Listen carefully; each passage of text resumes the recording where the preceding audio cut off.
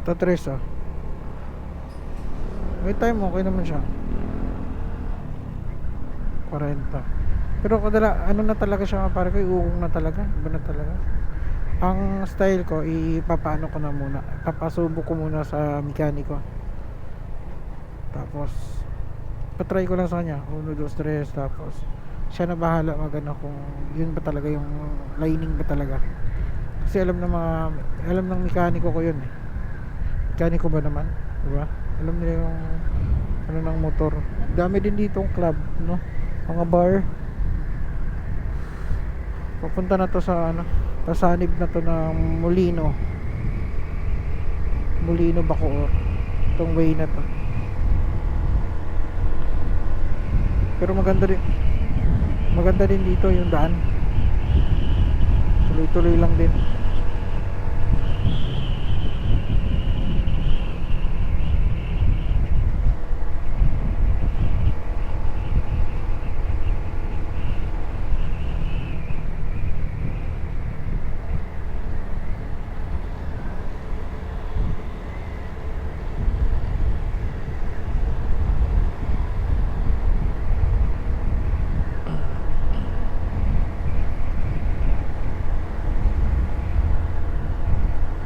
So still good pa rin naman siya hanggang no?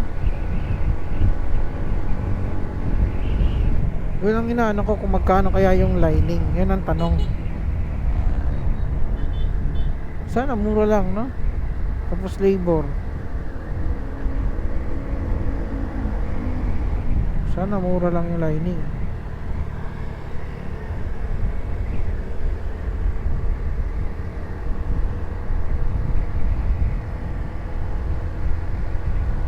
Kasi sa makina wala pa tayong ano dito. Usually hindi naman siya sa makina kasi sa side lang naman siya eh, di ba? Lining lang naman eh. Sa makina ano naman tayo sa langis eh, di ba?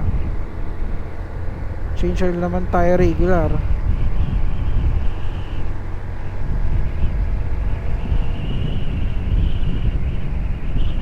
So naano ko is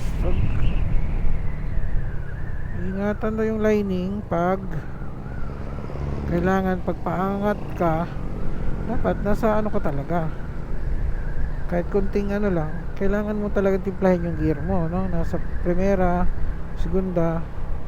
Ako kasi medyo ano ko, moron tercera and kwarta ko eh, yun yung habit ko eh.